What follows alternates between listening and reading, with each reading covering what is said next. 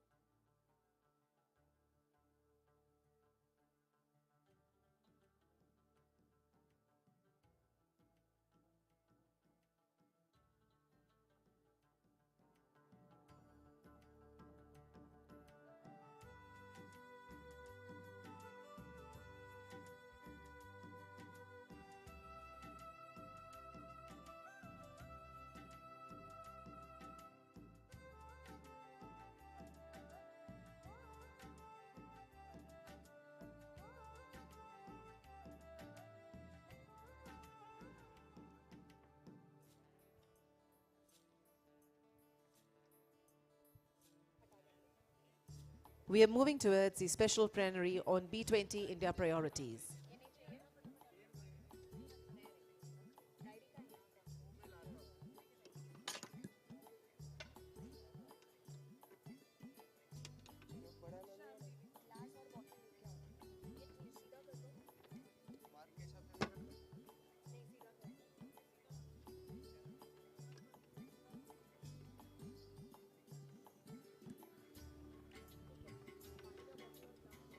Without wasting a moment further, let's move to the special plenary on B20 India priorities.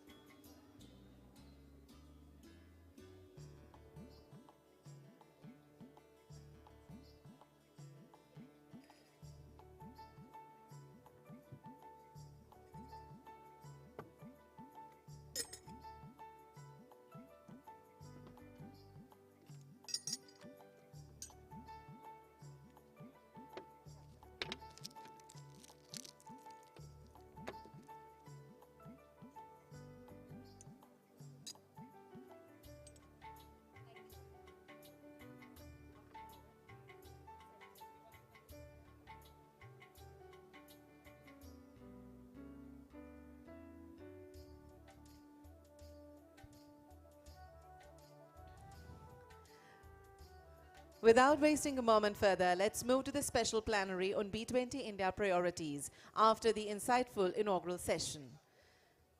To commence the special plenary, would like to welcome on dais Mr. Sanjeev Bajaj, Chairman and Managing Director, Bajaj Finserv Limited. Mr. Michael Froman, Vice Chairman and President, Strategic Growth, MasterCard, and former United States Trade Representative in the Executive Office of the President. Mr. Charles Rick Johnston, Chair, Business at OECD, Director, Global Government Affairs, Citigroup. We welcome all the three gentlemen on the dais.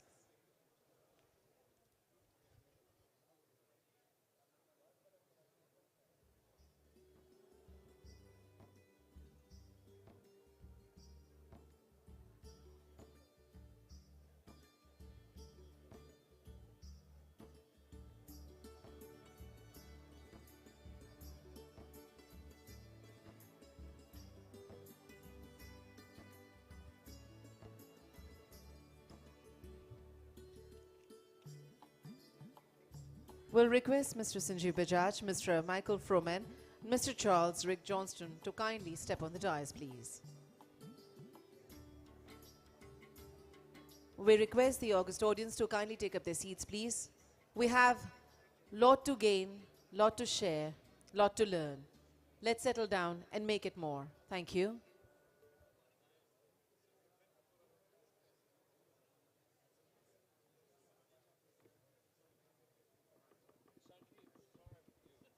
Welcome, gentlemen. Ladies and gentlemen who are standing, kindly take up your seats, please. We shall start this program now.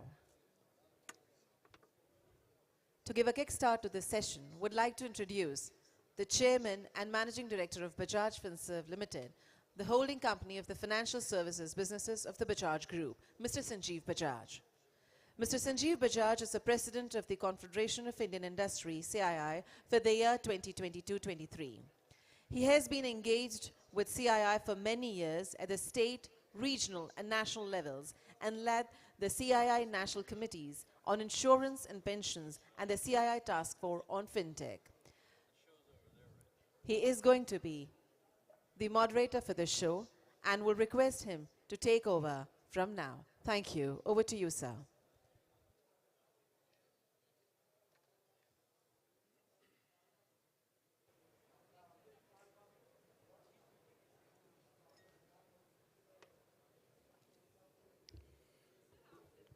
Thank you and good morning.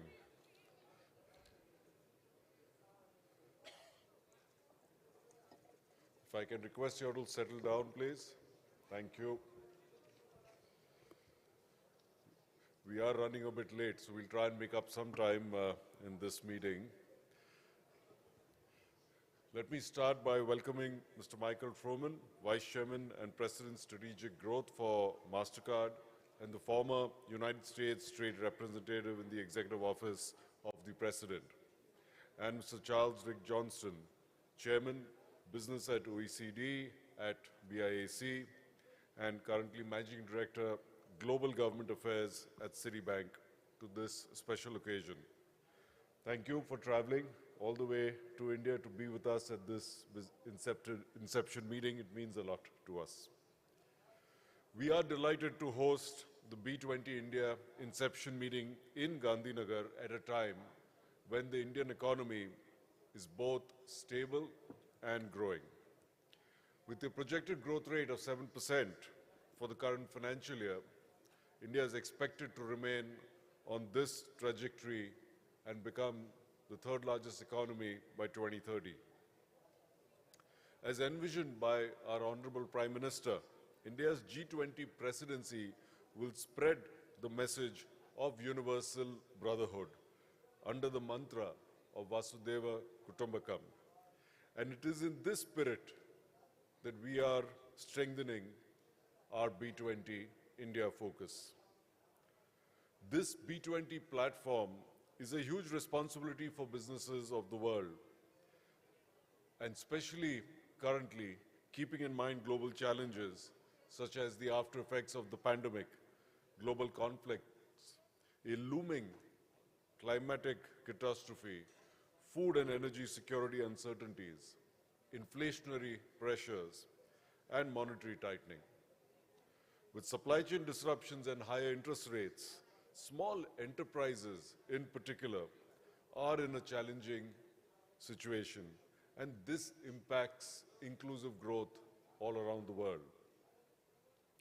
We are conscious that the pre-pandemic strategies may not work anymore, and business must radically reimagine their values, their goals, and operations in order to bounce back even stronger.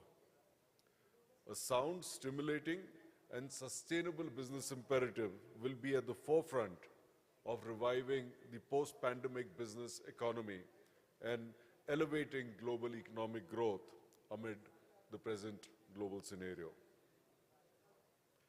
Corporate leaders from every G20 country must join together in these difficult global conditions to work towards a shared objective of prosperity for our people.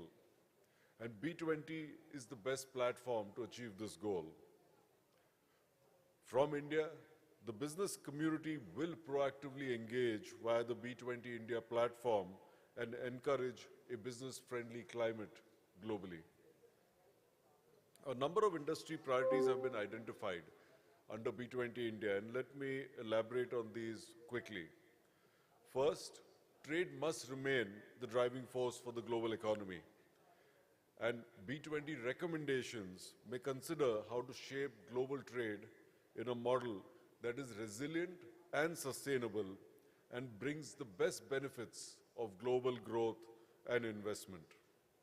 Second, B20 can advance its technological interventions when incorporating new technologies that will contribute to economies, to people, and to businesses and make them future ready. B20 India has set up two task forces on digital transformation and technology and innovation and R&D to prioritize an inclusive digital economy. Third, the tenets of inclusive growth demand a special attention on the more vulnerable sections of society, including the productivity of low-income workers, skills for unskilled youth, and competitiveness of small business. Financial inclusion will be a central agenda. And most important, all our deliberations must include a special pillar of gender empowerment. Fourth, sustainable development is an important pillar to our discussions, and we would take this up through various task forces. And fifth, corporate governance has always been a strong theme through B20 agendas. And India aims to build on the conversation so far and come out with strong solutions to enhance corporate governance practices. Previous B20 presidents have worked on many of these issues and brought forward their recommendations to G20.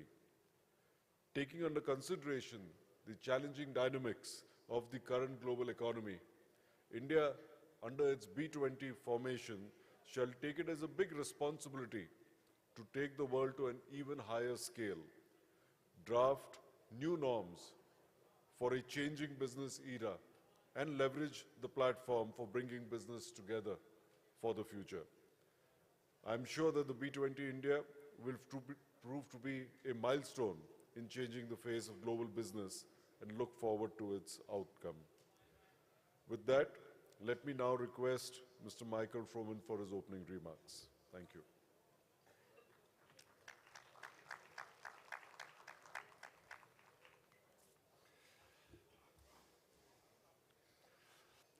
Minister Goyal, Minister Vaishnav, Minister Prakash, Mr. Kant, distinguished dignitaries on the dais, ladies and gentlemen, it's an honor to be included in this impressive event.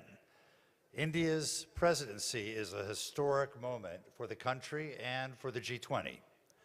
It's an opportunity for global leadership and is critical to solving the geopolitical, economic, and social challenges facing the world today. I was privileged to be the U.S. Sherpa for 6 G20 summits, including the U.S.-based summit in Pittsburgh in 2009. So I have great empathy for my friend, the Indian Sherpa, Mr. Amitabh Kant. And at the time, we had only a few months to prepare and were facing the biggest financial crisis in 80 years. I saw then how the G20 was an important platform for bringing global leaders together to work on restoring balanced growth and focusing on effective collaborative governance. But governments alone cannot solve all the challenges we face. Governments and industry must work together to drive progress and share several important objectives. Central to this collaboration is around the digital economy. Technology and innovation have a role to play in addressing many of the challenges that we're facing around economic growth, health, climate, and inclusion. And India is well placed to drive this conversation. Its digital transformation over the last decade or two is very impressive indeed. In fact, today, hundreds of millions of Indians now have access to digital tools and financial services, and that's having a profound effect on the country. Building on this progress, India has an opportunity to spark a broader conversation during its G20 presidency. How do we build digital and financial systems that can power the next phase of inclusive growth? How do we ensure that these systems are accessible, dynamic, innovative, resilient, and secure? These are tough challenges that will require collaboration between government and business, including through the G20 process. And that's why I'm proud that MasterCard will have an opportunity to co-chair the B20 Task Force on Financial Inclusion for Economic Empowerment. We have a unique chance to work with our colleagues to chart a bold new vision for inclusive growth in an increasingly digital world. And I believe that the way forward involves 3 key components: trust, innovation, and inclusion. Trust is the real currency of the digital economy. We have to build trust in the digital economy through investment in cybersecurity. This is necessary, not a luxury, especially as the digital ecosystem grows larger and more diverse. And data privacy. It's your data. You should control it. You should benefit from it. It's all of our job to protect it. Innovation is what drives growth and change in financial and digital ecosystem, and it's where the private sector has a particularly critical role to play. Our brightest young minds must have the opportunity to take risks, build businesses, solve tough problems, and create jobs at scale. And this is an area where India, with its large startup ecosystem, has the potential to be a global leader. And it's also where global companies can bring new products and services that draw upon lessons learned from across the world. Inclusion is the last but most important piece of the puzzle. At MasterCard, we believe that digital inclusion is necessary to put more people and businesses on a path towards financial security and prosperity. We've committed to bring 1 billion people, 50 million micro and small merchants, 25 million women-run businesses into the digital economy by 2025, and we're well on our way to doing that. It's both our business strategy and our social responsibility to ensure that people and micro and small businesses have access to the networks, tools, and solutions that can help them reach their potential and achieve financial security. The most recent World Bank Findex report shows that despite great progress over the past decade, including in India, 1.4 billion people remain unbanked, and the majority of the unbanked are women. Similarly, small businesses and MSMEs often lack access to credit and other financial tools that can help them grow in scale and absorb shocks. And this is equally true in the agricultural sector with farmers. We need to approach inclusion in a holistic way if we're going to bridge the digital divide and power growth at scale. There are many more elements to financial inclusion. I'm confident we'll be discussing them more in detail throughout the G20 and the B20. And while there is no one-size-fits-all solution, and every country will pursue its own approach, these three elements, trust, innovation, and inclusion, can take us a long way in our journey to an inclusive economic future. As India moves the ball forward during its presidency, it will be an important legacy, both for India and for the G20, and I'm delighted that MasterCard can join in and support this effort. Look forward to continuing on this journey in the months and years ahead. Thank you very much.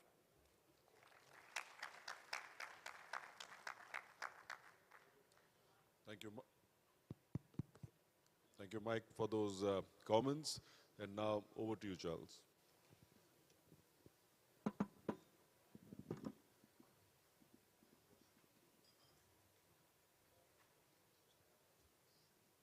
Good afternoon, and thank you, Mr. President, for your leadership in this panel. Mike, good to see you again. Ministers, ambassadors, friends, and special delegates to this B20 conference.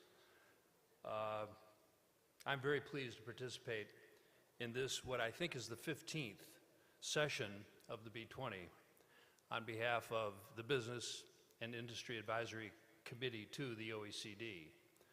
I serve as its chairman of the executive committee, and it's a very challenging but also a very rewarding task to work with the OECD as leadership of the developed world in business.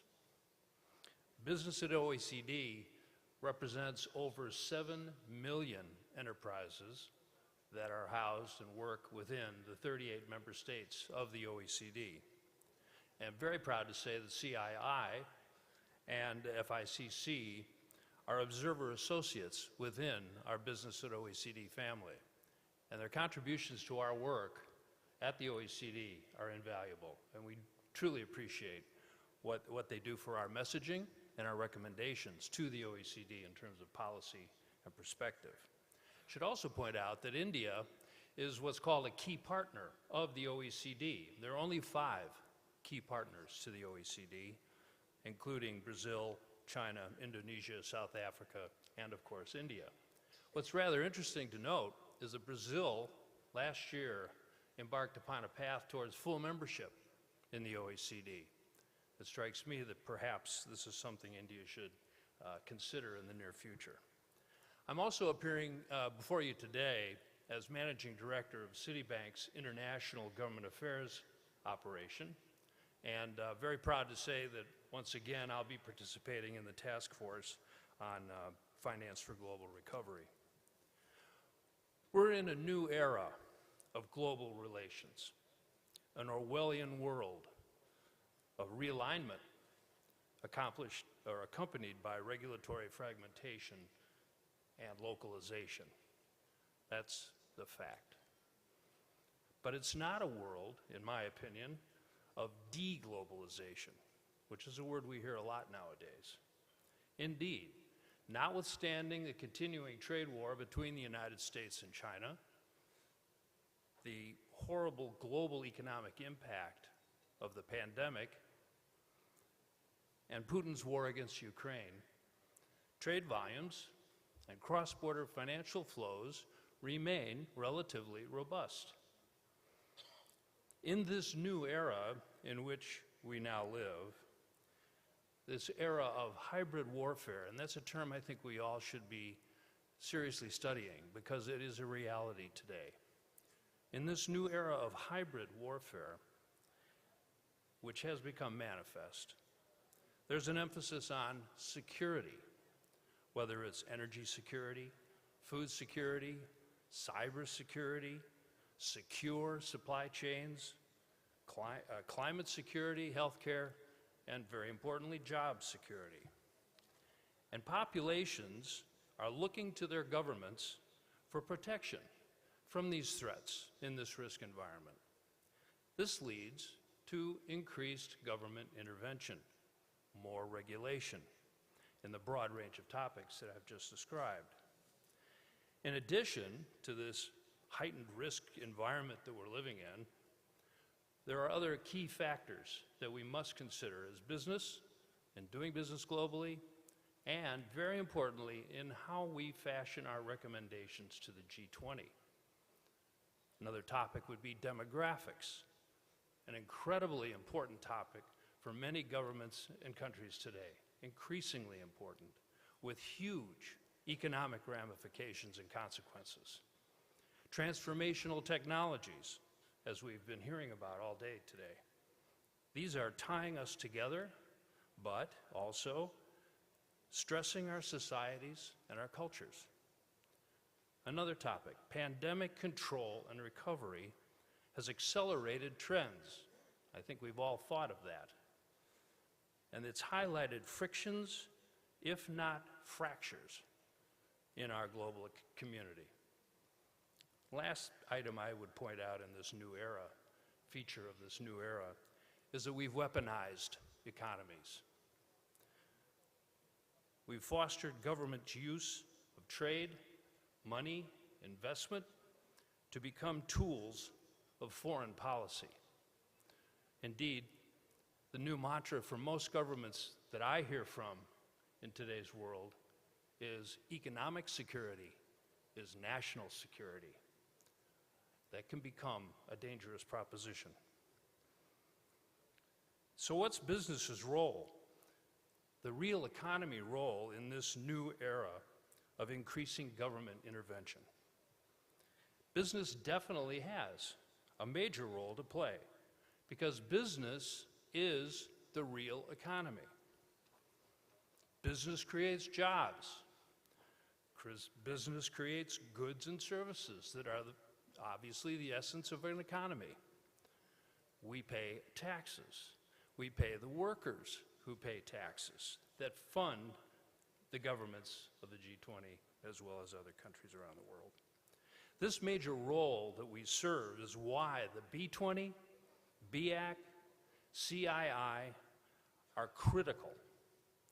They serve as a collective and amplified voices of business that governments must listen to know when policies and practices go too far or when they don't go far enough. And governments alone, and this is acknowledged in previous comments today, governments alone cannot manage the enormous challenges of this new era. The private sector, business, with real-life know-how, inventiveness, competitiveness, and vast financial resources, is a necessary partner to help design and implement effective and sustainable solutions for the challenges that we are facing today. As I said, we are launching this 15th year of the B20 at the dawn of a new era of global relations. May we, the global business community, the representatives of the real economy, we are partners, and we need to help our governments understand that we are partners, hearkening to the point of one family. We must help government understand that we are a partner in embracing one Earth, one family, and one future. Thank you.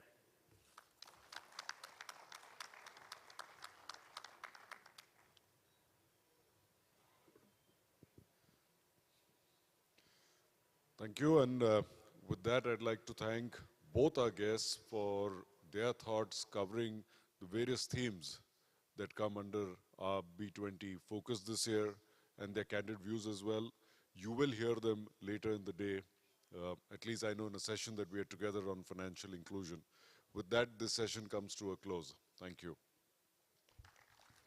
Thank you very much, gentlemen, for sharing your thoughts with us on this platform. We request you to step forward for a group photograph. Thank you.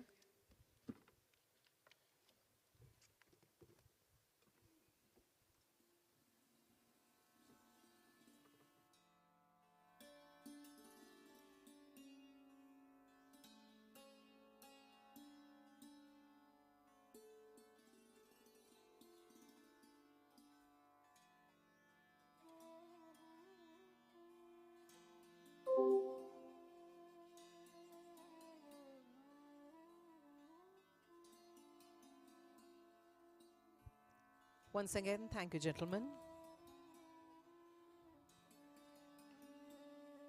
We are now moving to another session, Plenary 1, which is on climate action, accelerating towards net zero energy for greener and sustainable future. The G20 as a whole contributed 75% of the total GHG emissions, and the energy supply sector contributed 20 GICOD. If current global policies continue, the world will get warmer by 2.4 to 2.8 degrees by end of the century. The energy transition to net zero is very complex, given the required global scale of change, disruptions to established technology,